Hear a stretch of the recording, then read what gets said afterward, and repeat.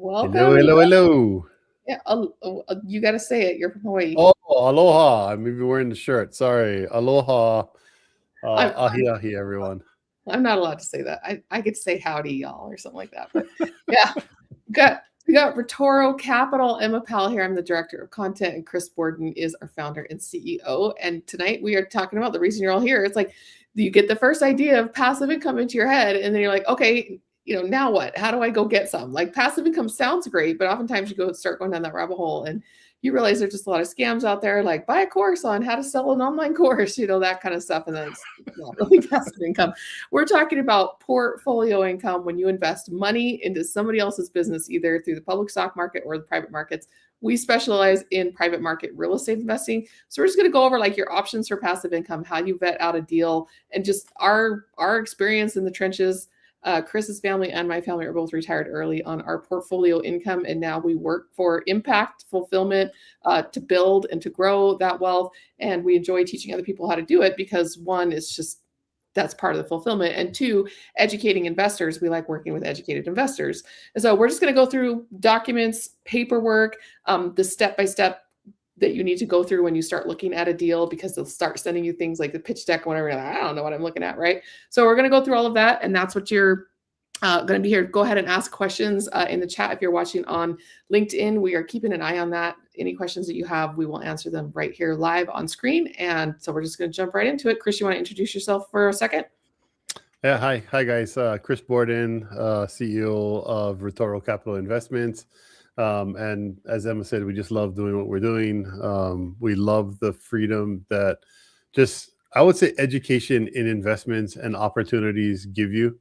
And we were fortunate enough to be able to interject different stages in our lives with a lot of the now more so a lot of the nonprofit work we do in Africa, and a lot of this is to help perpetuate a lot of that work as well. So I'm excited to help you guys on your journey as well, and hopefully you guys get to learn a little bit more things and just make you that much closer to depending on where you're at in your phase, if you're investing, if you're new, if you're seasoned, just to kind of help you take that next step, maybe understand alternatives a little bit more, and just maybe what is the next steps you should take. So kind of flip it back over. So you're brand new.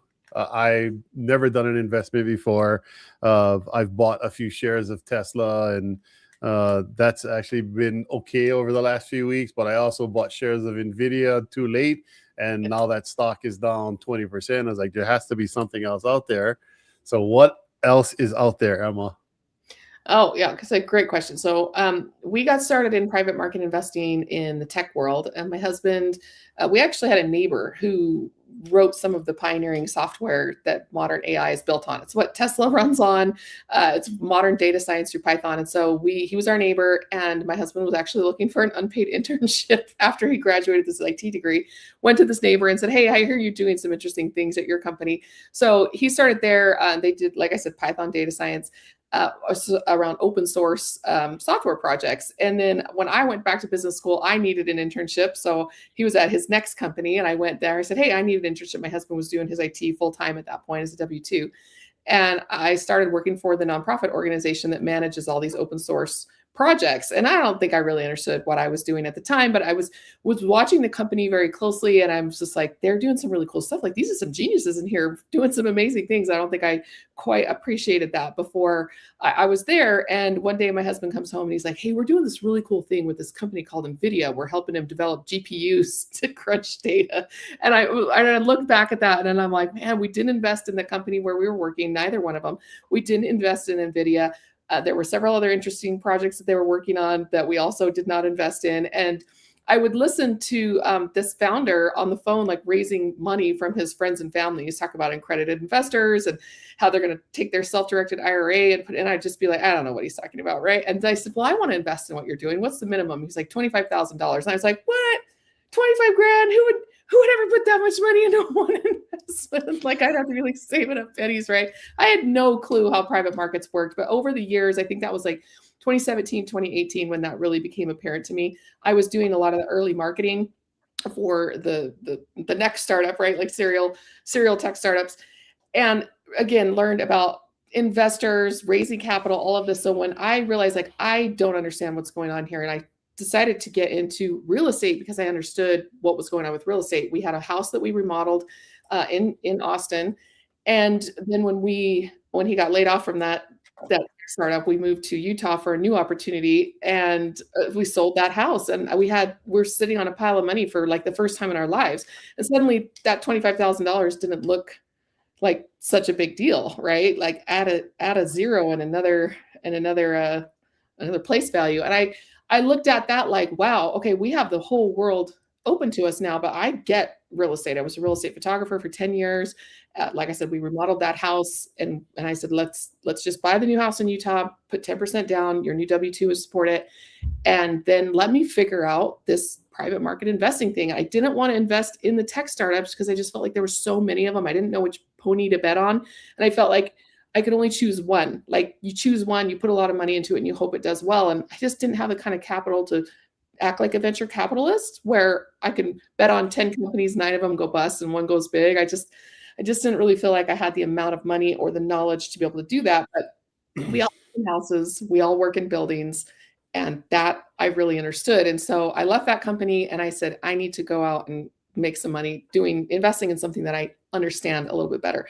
So I started buying my first rental houses. Actually, that's not the first thing I did. The first thing I did was I took all that money that we had, and I went to our local real estate investor association, and I told the president of the RIA, which now Chris is the president of our local RIA. I went in and I said, hey, I have like X amount, a couple $100,000 I need to invest. And I knew what a hard money loan was. I'd heard of that before from our realtor. Actually, he was an investor also. And so we used to pick his brain about it a little bit.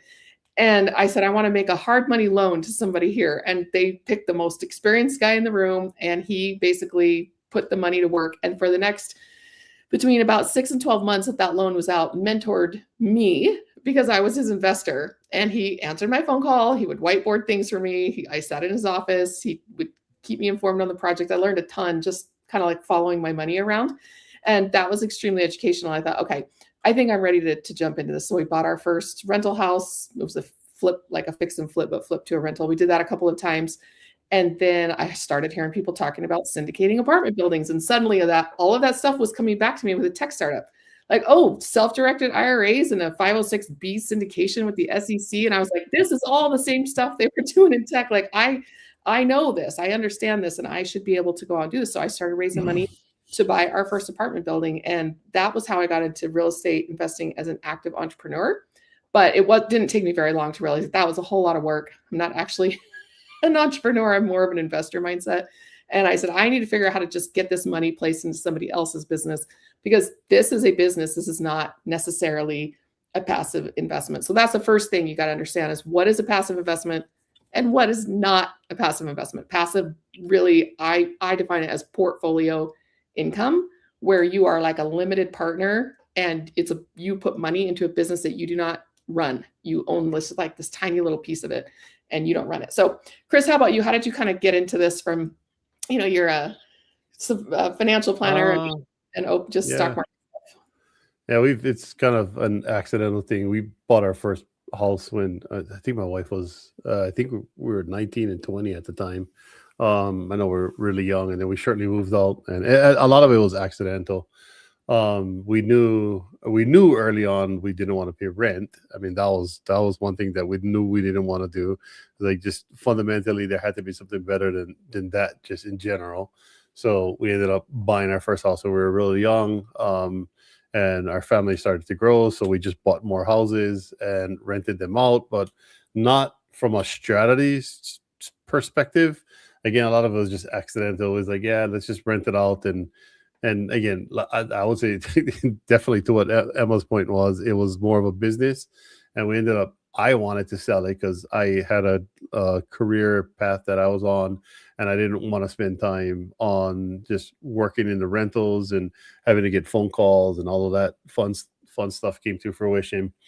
And then fast forward to probably more recent, roughly about 5 years ago, I actually did the exact same thing as Emma. Went to a RIA and started to network with people. And I wasn't as bold as Emma was, as far as just asking, hey, I got a whole bunch of money. Can you go put it to work for me?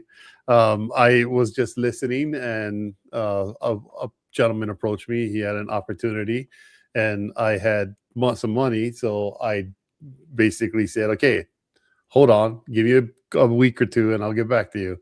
And I did my research. And in the time, I contacted attorneys, got a whole bunch of documents put together, studied the NMLS licensing, got my NMLS license, and then just started originating loans on my own. And that was about 5 years ago.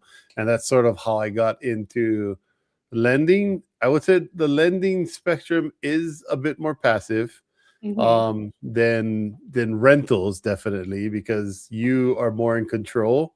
And at the point that you lend out your money, as long as you understand the due diligence portion of it, you're the customer, not the other way around. So they normally have to stop and answer your phone calls and not the other way around. So it's a much better scenario to be in that retrospect. But let me kind of take a step back a little bit, if you're okay with that, Emma. So let's kind of talk through the pros and cons as well, because there are going to be some. So before we even jumped on this webinar, you brought up the passive investing. So it's passive investing, and you can passively invest in the stock market, the equity market, and you can passively invest in real estate or alternative assets through private placements that are, again, private.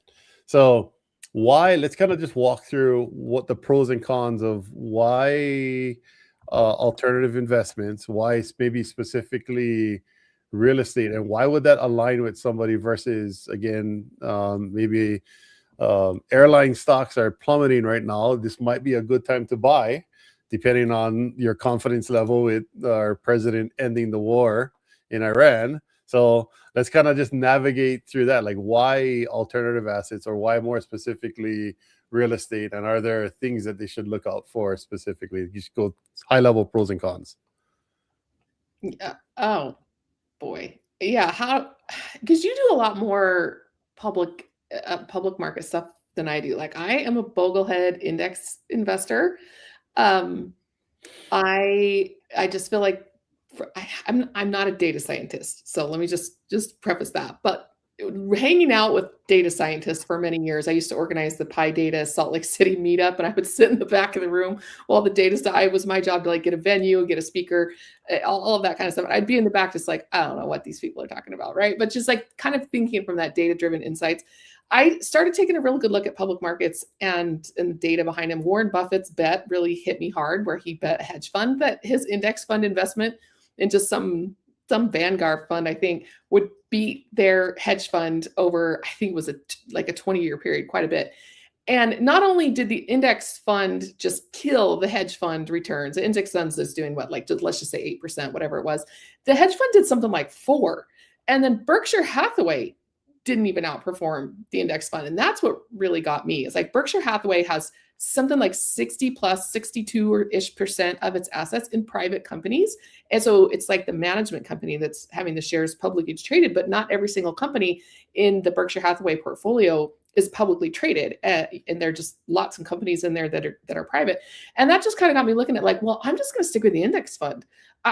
We had some people in our lives who were either full-time stock traders, mutual fund, publicly traded mutual fund managers, and just people in this realm, and they weren't beating the index either. And I just felt like, I'm just not, this is not me. I can't beat a supercomputer. I'm not even going to try. So I just stick in the public index funds, like total stock market. S&P 500 is my benchmark. And I just was like, I can really beat alpha or have attack the asymmetric upside in private in a way that I cannot do in public markets. And because I understand real estate, and because I'm friends with, a lot of these tech bro people. And so that's really what led me into public markets. So that's the first, private markets. That's the first thing you kind of have to decide, like, how much do I want in public and how much do I want in private?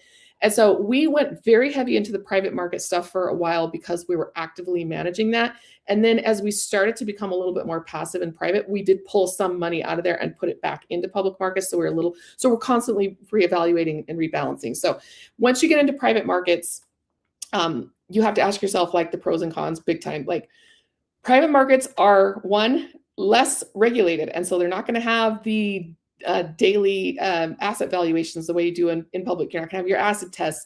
The roadshow to have an initial public offering and to become a publicly traded company is very onerous. It's millions and millions of dollars just to get all of the things in a row and go on the roadshow. It is a big deal, and so the private stuff, because it's not as regulated, you as a consumer, as an investor, like we as investors, have to be more educated. So this is not a set and forget index fund kind of strategy. When index funds first came out in like the 80s, 90s are really what changed that. People were kind of laughing at it because before that, the stock market, you had to be very educated. You had to follow a lot of the business news. You had to pick single stocks. Fractional shares were almost impossible to trade in most cases. And so the landscape of public markets back in, say, the 70s was completely different than it is today. And I feel like what we're seeing now in private markets is more like what public markets were doing decades ago. So you definitely have to be more aware, more educated. There are much higher minimums. Like back in the day in public markets, you could only buy a single share of stock because those fractional shares weren't really a thing. They were, but you couldn't really trade them. And so you had to have a lot of money and you had to pick very few ponies. The diversification was very difficult. And I think that's what we're seeing in private markets now. So just be more aware that that is a con and a pro at the same time, because index funds have helped to have public returns kind of regress to the mean. Those averages are now like normal, and people laughed at the Vanguard funds where the index funds are like, oh, this is just mediocrity, right?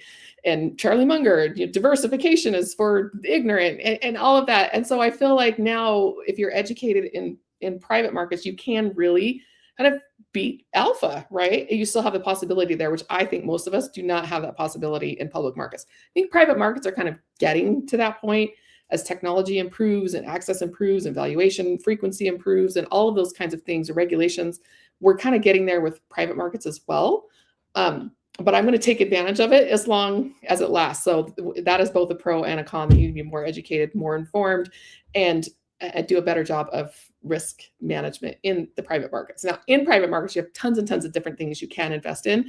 We focus on real estate, even though we do invest in other things for diversification, but our active management time, like the business that we run, is a real estate investing business, because I feel like, again, like we get that and it makes a lot of sense to us and it's treated us very, very well. So Chris, do you have any thoughts on that as well? Oh, you're on mute. Sorry, I had background noise. I would say the same thing. I would summarize it pretty similar. I think you definitely have a lot more. Well, I wouldn't say a lot more. You have different opportunities. I would say I think one of the things that probably gives alternative assets a bad rap is maybe like you were mentioning earlier, the transparency. Well, I guess you didn't necessarily mention it per se, but transparency is one of them, because public markets, again, it's different. There's a lot of information that has to be public, that has to be made public, and not necessarily the same thing in the private markets. But the opportunities, the typical opportunity returns are normally going to be significantly higher, but your risk is also going to be significantly higher.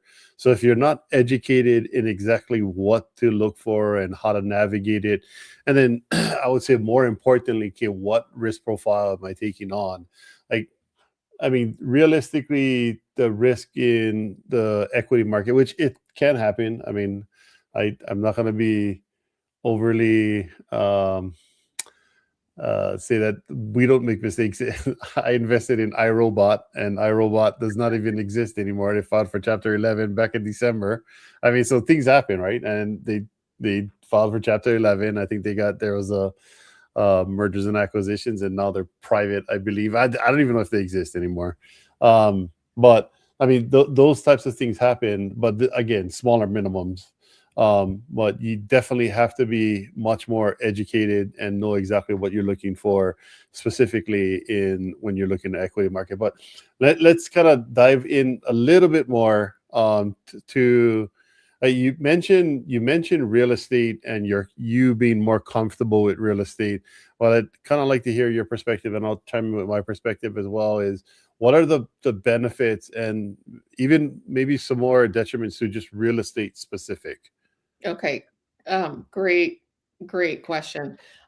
Real estate. Well, let me just define. You mentioned alternative investments or alternative assets. Alternatives are basically anything that's not traded publicly. Publicly. So I don't think of alternative makes them sound like they're special, they're weird, they're risky. Your tech stocks, your the stock options that you have in a company that you work for, like all of that's considered alternatives. And so real estate is in that category. So basically private markets are all made up of alternative investments.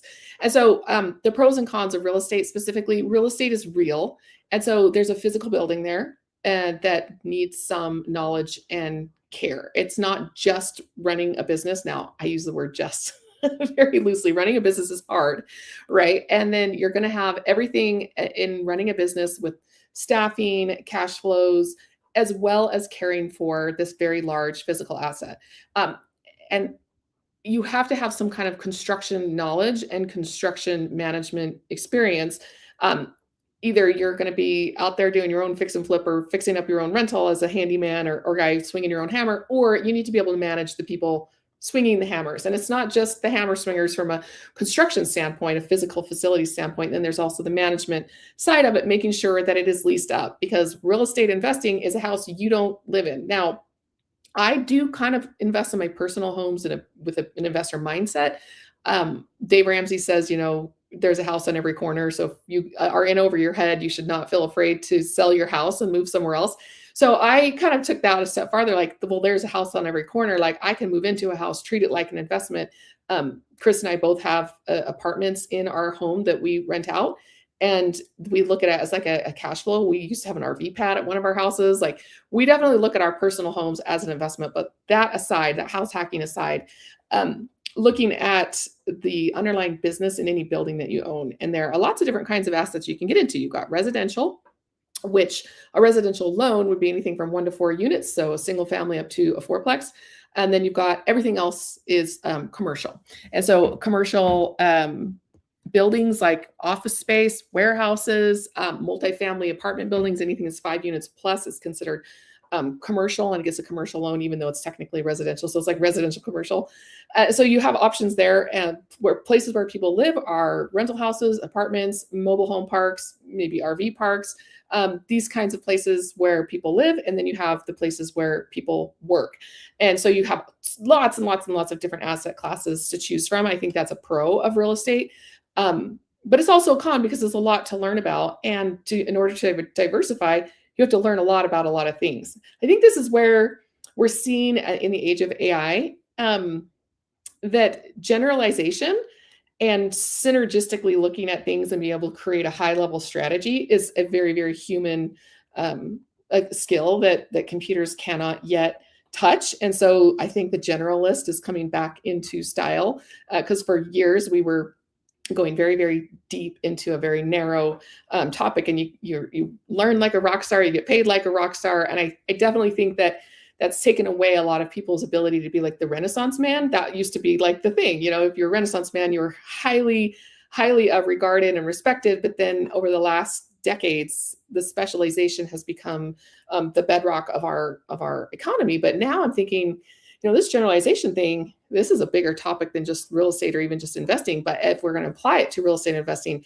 becoming broadly aware of lots of different asset classes inside real estate, outside real estate, that's a strength, and that's a superpower from a synergistic strategist, high level perspective. So that could have been seen as a con, but I think that's now a pro, being able to learn about that, and also still to be able to identify experts. So I'm not the kind of person who's like, well, I can run a rental, and I can do a fix and flip business, and I lend hard money, and I do multifamily, and I do mobile homes, and I have warehouses that I do a triple net lease out of. Like, I don't do all of those things as an operator. I have a very few things that I do as an expert operator.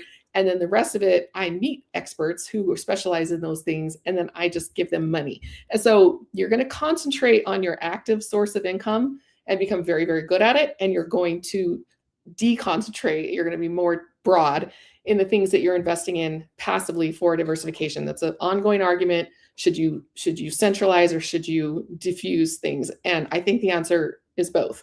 What you're an expert at, be an expert, and what you're not an expert at, find the experts.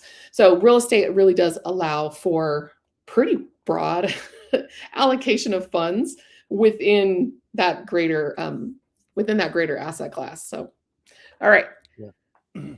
Let me kind of chime into this. I think just from a general perspective, and this is not a hard rule, but I would say from a general perspective, which is different from the equity markets. You normally invest in real estate for cash flow. That's typically why, like, you're going to get. Again, it's not going to be the same for all real estate assets, especially like if I'm investing into brand new construction. You're not looking for cash flow. But in general, the rule of thumb is if I'm investing in real estate, I'm looking for cash flow.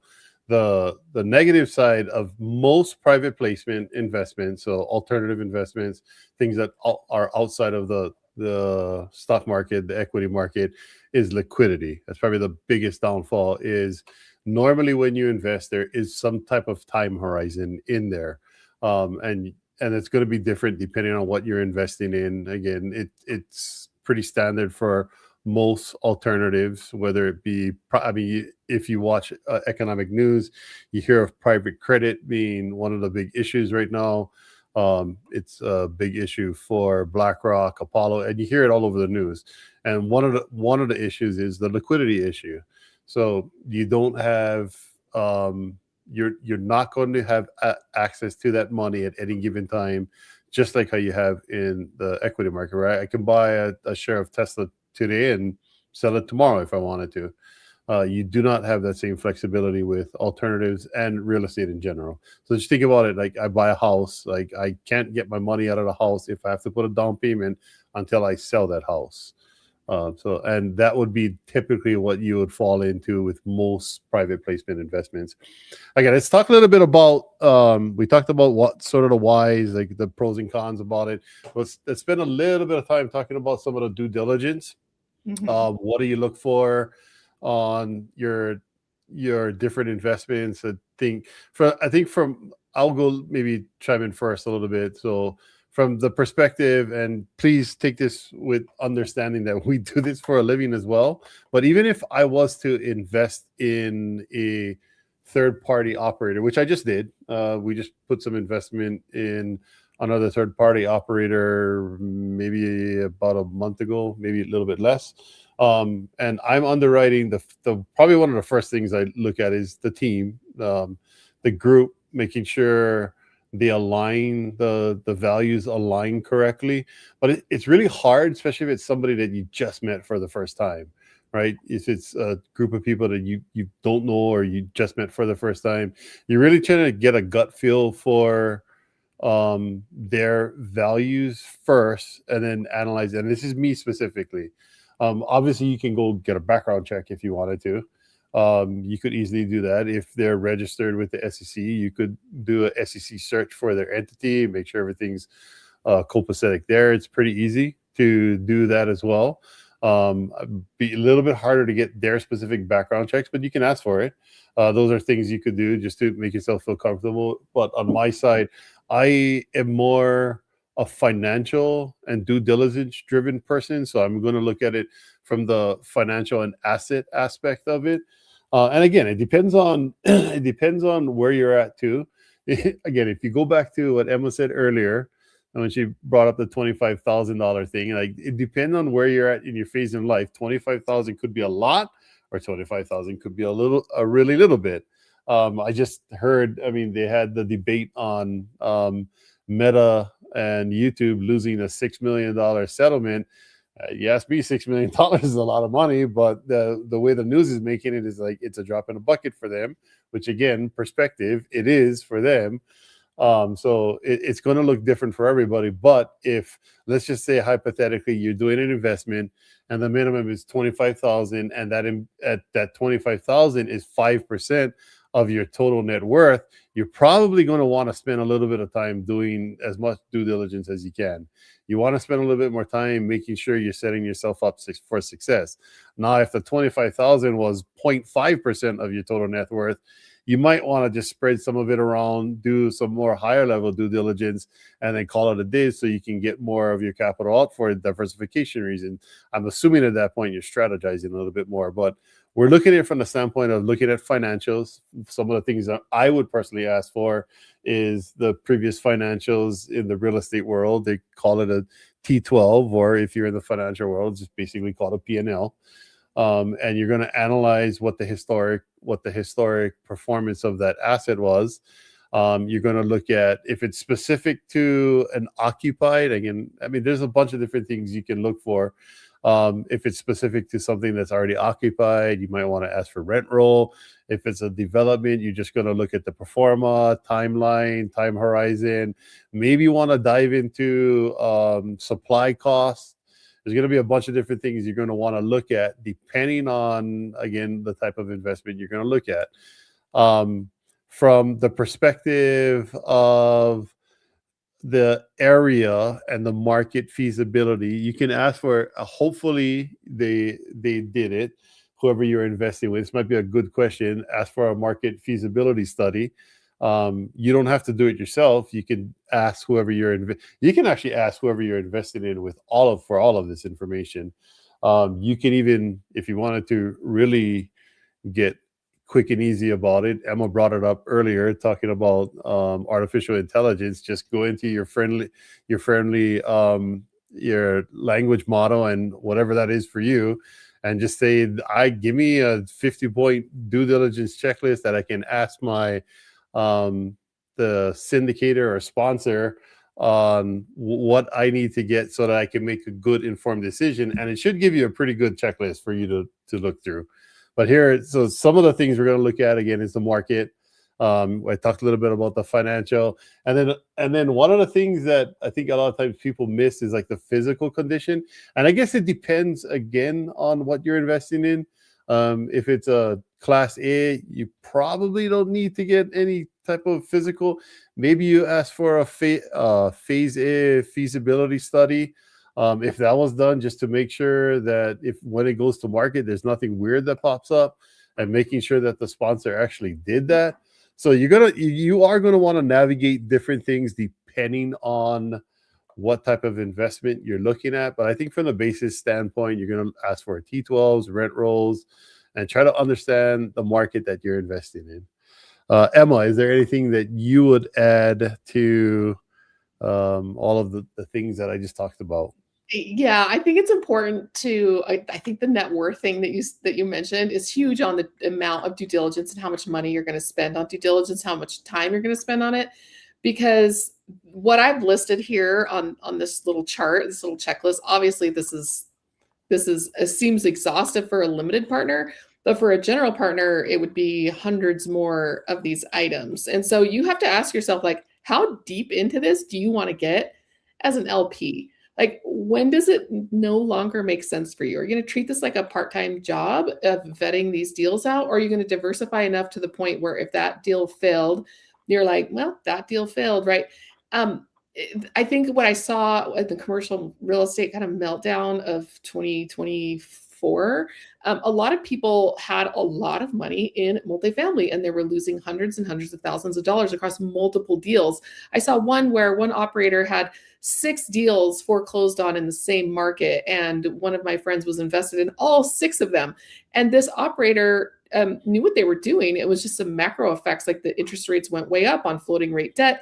This operator had not been in the game since 2008 or 2009, had not been through a downturn or a meltdown before. That's far from a meltdown, more like a correction than a bubble. But still, it was painful because people were over allocating to the same asset type in the same market with the same operator. Yet I've also seen the opposite, massive hyper diversification, where your every dollar is getting the kind of research that just eats your life up. And so really thinking to yourself, like, what percentage of my net worth is this investment? And on my rule of thumb that I get from third-party due diligence experts is that somewhere between 2 and 5% of the total investment amount should be dedicated on top of that for due diligence costs. That could be things like running a paid background check. There are some free ones you can do to see if they have any SEC violations. So there's some free stuff you can do, but hiring a due diligence expert, flying out to the property, meeting the people, I mean, that's going to have some cost there. Just people are stepping over dollars to pick up pennies. You're going to put $25,000, $50,000, $100,000 on a deal. Spend a couple $1,000s to do your due diligence, especially if it's your first time and you literally do not know what you're doing.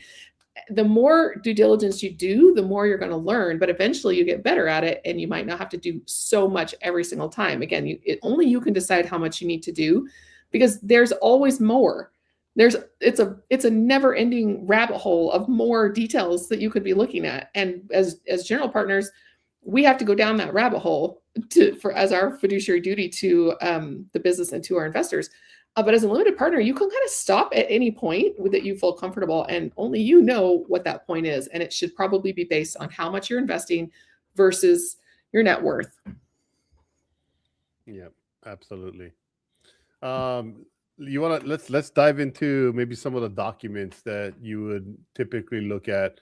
I mean, just from a high level, how you would review them and what their importance are.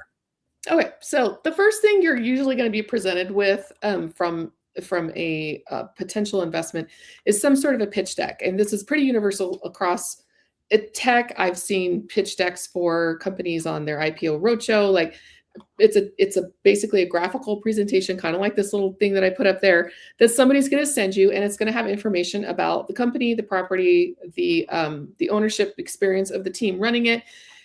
And one thing I see missing from a lot of tech decks, but is usually very well done in real estate decks, you're going to notice the difference, is the financial analysis. So things like the financial metrics, like you'll see numbers in there, ratios in there. You're like, I don't know what this is, right? Because especially if you're a tech investor and you're used to seeing tech decks, they just tell you how great the company is. Sometimes they tell you how great the operators are, but they rarely tell you like how much money they're raising, how much you need to put in, what your expected return could be, when should you be expecting that. So there are a couple of things that investors really want to know. And if the deck does not answer these basic questions, then you're going to need to do some more digging.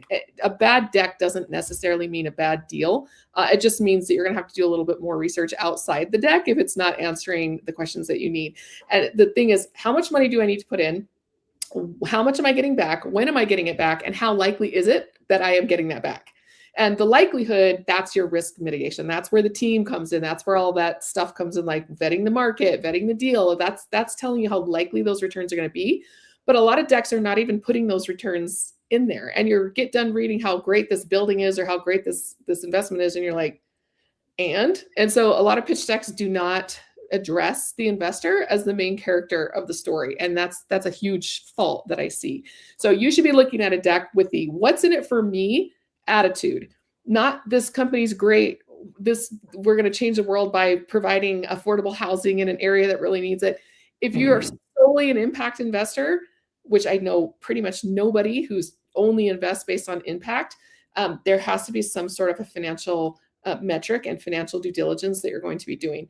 And so you're going to be looking at the pitch deck first, then you're going to be asking for some sort of financials. I have seen operators say like that, we have proprietary models, we can't share that. I just run. I mean, I don't know what else to say. It's especially they'll say that to me as a potential a general partner. Like they want me to go raise money for them, bring investors into the deal. And I say, hey, I need to do my own independent underwriting of this deal. And they say, we don't share our model. And so I'm just not going to invest with somebody who won't share some sort of data room. And so that you can dig in. Again, this is a rabbit hole. I should be able to go as deep down the rabbit hole. Now, if I'm asking for things like, I want to see every lease on here and do a lease audit, that is something I would do as a general partner. That is not something that I would do as a limited partner. And I probably would not put up with a limited partner who is asking for that level of due diligence, because if you want to do it at that detail, you should probably just go buy your own building, put together a joint venture, a couple of your rich buddies, and just go buy a 12 unit or something. And it might be a better fit for you. So I'm not ever going to deny data to anybody. But at the same time, you have to ask, sometimes you have investors who are almost like at the table with you as a partner. Not my ideal partner. Not that I'm asking for blind trust. I hate blind trust too. So these are extremes on both sides where you kind of want to strike for something in the middle. So your financial documents, if you don't understand the financial documents, this might be something where you're going to hire a due diligence specialist to help you underwrite this. And a couple $100 maybe for an hour of their time just to take a look and see if the fundamentals are there. You're going to be looking at what I call the waterfall is a big deal here. How does everybody get paid? So what is the motivation of the general partner? And that's usually going to be in the pitch deck, but it's oftentimes also in the financial documents. We're saying like, okay, so the investor gets the first 7%. That's a preferred return. You get all of that for the first 7%. Then after that, we're going to get 100% of the next 2% or whatever.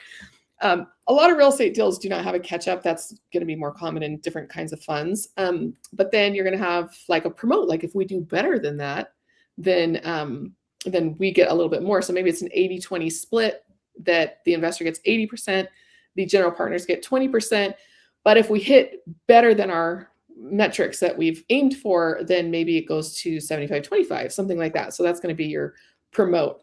Then you're going to want to see when you're having a return of your original capital. So when all your original money comes back, then you're going to get more money on top of that, and the timeline that that's going to be happening. And waterfalls are really important because you're going to have some sort of fees, usually in a private market investment, where you can have something that's called a straight split, meaning that all of the returns that come back, we're just going to split it 60-40 or whatever. And there are going to be no fees. That's not very typical. In fact, when we underwrite deals that way, a lot of people will reject investing in that deal because they don't know how to compare it to the other deals that they're looking at. So the more typical structure would be some sort of an asset management fee of like 2%. Sometimes you'll see an acquisition fee. Sometimes you'll see a refinance fee, a disposition fee. Those are the four big ones. I wouldn't invest with somebody who's charging all four. And I want to make sure that the amount of fees that they are charging is in line with the rest of the industry. One, because I want to make sure that they're not too low, because I want my people to get paid well, because I want them to be really motivated to run that deal well. And I also not want them to be too high for two reasons. One, it just seems like they're fee oriented.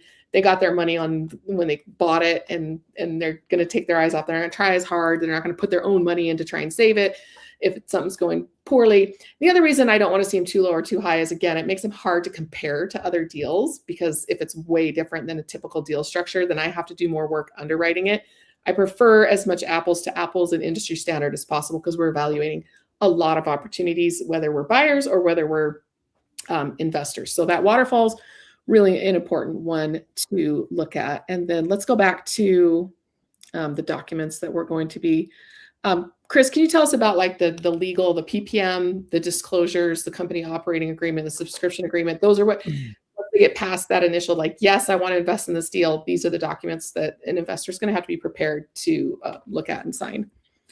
Yeah, I wanted to circle back around to your a couple of your comments on the waterfall and the deal structure. I think it's important to understand it, because I see it both ways. I see people questioning when the compensation is too high in the whoever's running the deal versus the other way. There has to be some equal balance to all of it, because you from an investor standpoint, you also want to make sure that the sponsor is well compensated. The better compensated they are, the more in tune they will be to making sure that the investment works. And they're going through their process to make sure, because you guys want to make sure that the benefits align as well, which is extremely important. Yes. So it's probably more important to do that than really just look at, okay, who's getting paid what. Our interests align. That's ultimately what you're trying to look for. And then Emma brought up the point where you have if they're getting paid out on all four, and it's not as much as are they getting paid out on all of them. It's more, I think the more important question is, what are they getting paid out on? Like a refinance as an example. So you get paid out on a refinance fee, but if they get paid for a refinance fee, does the refinance actually benefit the deal, or does it hurt the deal? And is the timing important? So there's a lot of questions that come up to fruition as far as alignment. It's more about trying to understand where the numbers are going, and then figuring out, are their compensation in alignment with what I want to have happen to my investment? I think that's probably a really important thing a really important way to look at it. Going back on the legal side of things, I think for the most part, if you've never read one before, it's probably better to just get an attorney involved. You can pay an attorney $300 to $500, and they can review the PPM for you, so they can really get you to understand the risk. Now, this is an investment. There's risk. I think the only difference between a private placement and a public, because you have risk in, again, I invested in iRobot. That money no longer exists. So you can lose everything. The difference is, from a private placement to a public, is the private placement, we have to, because it's not regulated, we're not regulated through the FINRA and SEC, we have to basically list out in a 90-page document all of the risk that you're taking on. So there are some things with alignment as well in the PPM that you would want to look for, but I would say the biggest thing is, if you've never looked at one, I mean, it is interesting to read it for the first time, just more education for yourself. But I would say probably the best thing to do is just hire an attorney and have them look at it, explain some of the nuances of it. Probably some of the big things you're looking at is, how does voting work? What happens if there's a capital call, which is probably big, especially more now recently than it was in the past. But you want to just understand what that looks like. What does dilution look like if there is some kind of capital call? And make sure that you're comfortable with what exactly that looks like. But probably the biggest thing is get an attorney, especially if it's the first time. Have them review it. Make sure you're comfortable with what they come back with as far as the risks. Anything else you would add there? Yeah, a registered security is a publicly traded one, and then private securities are filed. So check that there's a Form D on the SEC website. These are all things that you probably need some professional help to walk you through, especially the first time. And so, how and when to bring in your financial advisor, at the beginning and always. I mean, it's like how and when. It's like, when do you keep this from your financial advisor? You don't. Now, the thing that you need to be aware of is, when you're signing the company operating agreement, should be included in those disclosures. Subscription agreement is just like your personal information. We're going to do a lookup to make sure that you're not laundering money. So there's a know your customer type of lookup that we need to do. And so you'll need to have some official ID or something that we can look into. And then we need to get an accredited investor letter. If you're investing at $200,000 or more, you can write your own letter. That's a new rule. But if you're investing less than $200,000 into a deal, you're going to need to have your accountant, again, this is a professional, you come in to write you a letter. You can get your own letter through some free online portals where you can upload all your documents to prove either your net worth or your income. It's a lot easier to prove your income on your taxes than it is to prove your net worth, because it's like every rental you own, every investment you have. So you may, if you have to prove it on net worth, you may want to get a professional to write that letter for you. Most of them will do it for free, but I've seen people charge for it. So just, that's another thing you need to budget for, and when to bring in your expert advisor. Now, you can have and should have multiple financial advisors, the same way that you'll have multiple doctors and multiple attorneys, because their specialties are different. So you could have a certified financial planner who's kind of a high level advisor, where that person is going to be more like your head coach, right? And that certified financial planner should be able to have experts in the corner. But sometimes, especially if they're solo or they're in a smaller operation, and depending on how they get paid, you may need to seek the advice of someone else. So this is where I really like to have somebody who's like a fee-based only, and that's like a trademark term where they only charge based on the number of hours that you engage them, the same way that an attorney would. Another way that they can get paid is on assets under management. So if you have $1 million with them, they're going to charge you a fee of percentage of that $1 million that you have with them. And then you have some that work on commission. So they sell you a product. And that's very common at like a JP Morgan advisor is going to only be able to sell you JP Morgan products. And then they're going to get a commission based on whatever it is that you do. If you're going to convert a rollover an IRA, or you're going to get other types of investment products from them. So they're commission based. So you've got fee based, you got commission based, and you have AUM or assets under management based. And then you have a hybrid where they could be doing a variety of all these, and they must disclose these fees to you. Because again, are your interests aligned with your advisor? Let's say you come in and you say, hey, I'm thinking about investing in this hard money loan with Chris from the Utah REIA. And the advisor's like, I don't sell that. I don't do that. Like, why would you invest in that? Here are all the risks. Here's why it's terrible. And so those misaligned interests often get you misaligned advice. And so when you're looking at that, I'm not going to ever tell somebody like, don't follow your certified financial planner's advice. You hired them to give you advice.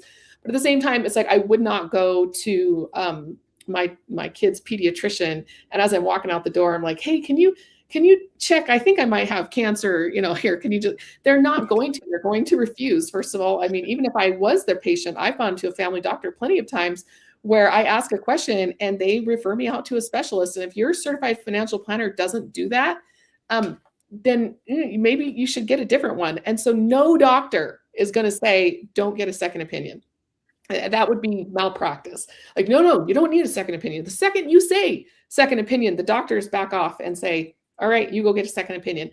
You should feel just as safe doing that with your professional advisors. I have talked to my accountant before where I ask him a question and he goes, I'm going to need to call somebody and I may need to bill you for that time. So like a tax attorney versus just a tax accountant. And so being able to pull in multiple experts, and then again, that 2 to 5%-ish budget, so that you can hire the right kind of help. Don't just take the face value. Asking an advisor who's not a specialist in what it is you want to invest in is kind of like asking your brother-in-law for his advice. So I think, and that's like unless your brother-in-law is a tax specialist, then you're okay. Even if he's a tax specialist, he's not your tax specialist unless you've hired him. So I feel like you're going to try and cheap out and get free advice from the internet, from AI, from your brother-in-law, from your pastor, whoever it is. But at a certain point, you have to ask yourself, like, I'm putting together an expert team of people to advise me on a 5 or 6 figure investment. And that's how you need to look at it. Bring in the right people to make sure that you are having a well-rounded and well-grounded decision. You don't want just yes men, but you also don't want just no men. So it's really important to get candid advice from somebody who actually knows what they're talking about in that specific field. And if you're not getting the answer you want, you can always find the answer you want if you keep looking. So again, that's a judgment call that you have to make. Where are you going to take the advice, or where are you going to keep pushing until you find somebody who just tells you what you want to hear? Well, hopefully we'll wrap it up. Hopefully you guys I don't think we had any questions out there. Hopefully we got everything answered. I think it looks like there might have been one question, but I think you were just so thorough, Emma, with kind of introducing, okay, I got I know about this passive investing stuff. Now what? And I mean, hopefully you guys got some good nuggets out of it. The goal here is just to try to give you some tools to help you make better decisions. Ultimately, I mean, I say this over and over and over and over again. No one's going to care more about your money than you do. And it's really understanding kind of why you're on the journey that you're on. I think a lot of times people put their own wealth journey in the back burner of whatever else they're working on. I just want to encourage you guys not to do that. I did it myself. Concentrated on my career, had a financial planner, gave him all my money and said, here, do it what you're supposed to be doing with it. Didn't know any better. And I spent my entire time building up millions and millions of dollars for another company. I just wanted to encourage you to kind of open the blinders a little bit more. There's a whole world of investment opportunities out there for you. So, and it's just, our goal is to hopefully just try to point you in some of the right directions. If it's with us, great. If it's not with us, great. But as long as you're taking that steps to educate yourself more and help yourself on your specific journey on whatever that looks like, then Emma and I will chalk it up as a win. This was a productive webinar for us. Yeah. Wealthy people treat their investment business like a business. So you have two sources of income. You have your active income, what you're an expert at, either your business or your job, your career. And then your second source of income is your investing business. And it should be treated with just as much respect and corporate rigor as your active income. We all know how a business looks when it's well run versus poorly run. Is your investing business run well, or is it run poorly? And if it's run well, you are going to be the CEO. You are going to make decisions. You are going to hire experts who can help you get things done. You're going to delegate, not abdicate. They're all the same things apply. You're going to be organized with your financials, documentation, your legal stuff. Like, this is a business and you need to treat it like one. Very well put. Well, thank you very much, Emma. This was fun. And hopefully everyone out there got to learn a little bit more. How can they learn a little bit more about Retoro? Yeah, partner with RCI.com. It goes to our main calendar. It will put you on the phone with one of our partners. You can go to RetoroCapitalInvestments.com if you just want to stalk us online, like read the blog, all the articles we put out, a lot of videos on our YouTube channel, just of these types of things. So we encourage you to maybe do a little bit of online stalking if you're not quite ready to book that phone call. But we encourage you to book the phone call. Like, we're not selling things. Like we do offer investments through our fund, but at the same time, it's like, we just want educated investors. Like, we're retired. And so we're putting this information out there. It benefits us to run this fund, and we want to extend that opportunity to our friends and family in our network. But at the same time, like, we just like having conversations like this, and we just like educating people because it's part of our fulfillment mandate to help people. I'll just close with that. I was a little bit the opposite, Chris. I grew up with very intelligent parents. And even as a child, I was very frustrated that they did not take their big brains and kind of aim it at financial stuff. And so I was always like, if I'm going to do it, it better be worth it, right? I'm going to make money. If I'm going to do a business, it's not going to be a hobby kind of a business. If I'm going to be an investor, I'm going to do it in an organized way. I'm going to learn everything I can and have good paperwork and tracking and documents and all that. And that's not a strength of mine. You know, it's definitely a joint effort with my husband to keep things organized. I think that that frustration that I had of seeing talented and capable people not use their use their gifts to help the financial side of things was very frustrating growing up. And so I take a lot of personal joy and pleasure in helping other people in a similar situation learn how to manage their investments and manage their money, just as a part of what I personally enjoy doing. So just reach out, partner with RCI.com. If you want to get a hold of me specifically, partner with RCI.com/Emma or partner with RCI.com/Chris. And you can get on our particular calendar, and then we will see you at our next webinar. We do these once a month, and we encourage you to join us and ask us as many questions as you can. All right. Thanks, Emma. Aloha, everybody. You guys have a great night. Happy Easter. Happy Easter.